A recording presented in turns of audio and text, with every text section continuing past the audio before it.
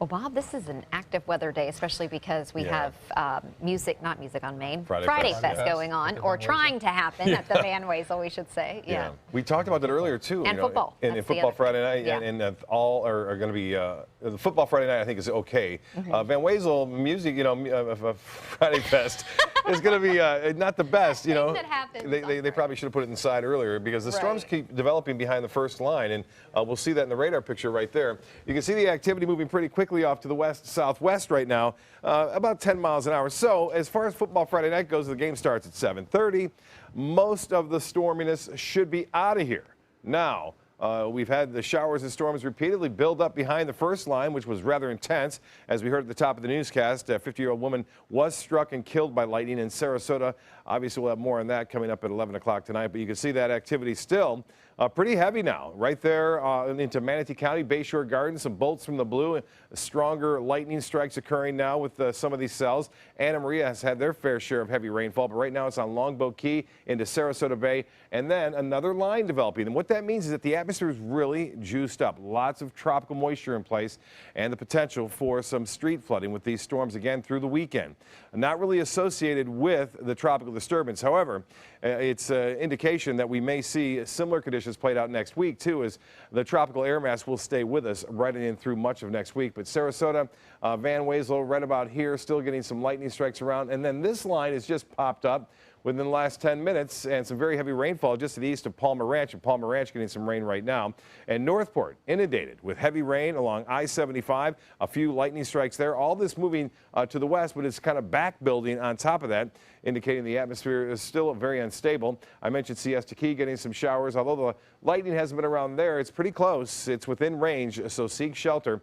Whenever you have lightning within 10 to 15 miles of your location, you should be indoors and away from windows. And you can see Lakewood Ranch now, some pretty heavy rainfall, light to the west of that, and then it kind of picks up right near the coast. Rainfall amounts have been pretty impressive, too, up to 1.5 inches to 2 inches estimated across parts of Manatee County near Bayshore Gardens and also I-75 getting some heavy rainfall. Currently at the airport, it's 78. A thunderstorm in progress, 73 in the dew point, and the pressure 2990. That's actually falling somewhat.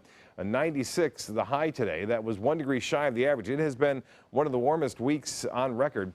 76 was the morning low, pretty close to average at 75. So far, 84 of an inch of rainfall at the Sarasota-Bradenton Airport. We're still below average for the month and for the year, but we could make up for that over the weekend and beyond. 86 in Orlando, 90 in Miami, 86 in Key West, and 86 in Jacksonville. Temperatures have cooled considerably where it's been raining. You can see that now into the upper 70s to low 80s, and that continues to drop in places like Venice and Northport. Well, this high-pressure ridge, a big player in what the tropical system is going to be doing in the future. Right now, because it's such a weak system, the lower level winds kind of dictate where it's going to move. And with this high pressure at the surface in place, that means it's going to make a westerly course. Conditions are marginal at best right now. They will improve on Sunday for a possibility of tropical development. That means it's going to move on a westerly course. So here we may see it intensify if it stays on this general path. You can see the big storms firing up, but the story is the actual center is here with the bigger storms well to the east. That indicates strong shear. And when shear is around, storms do not have a chance to really strengthen or consolidate and organize. So we do not anticipate this to become a tropical storm over the next 24 or 48 hours. That chance at 30%. So a 70% chance it won't develop into a tropical system over the weekend. But we'll still have to watch it because water temperatures here in the upper 80s, and that's just fuel for these storms. Once it gets into the Gulf, and if it gets stronger, it may take more of a northerly turn, or if it stays weak, it'll stay on a more westerly course and have an impact down the road, possibly in Louisiana. But nonetheless, we'll have to watch it closely because the models are still confused after day 3 and 4. It could be anywhere from several hundred miles well offshore of the Suncoast or pretty close to it. So well, the advice is to wait and watch. Unfortunately, that's what we have to do with this system. It's not cut in stone as to exactly what may be happening with it. So here's the forecast for the next 7 days. Showers and storms similar to what we saw today, afternoon and evening, and some of those could be some gully washers, if you will, because we will see the atmosphere very juiced up. And then we'll be watching the tropics Monday, Tuesday, and Wednesday. This could be a slow mover up the eastern portion of the Gulf of Mexico. If that's the case, we'd get a marginal storm surge, marginal wind, maybe 20 to 30 mile an hour winds at this point with some heavy rain anywhere from 2 to 6 inches. That's what we look at right now. Back to you guys.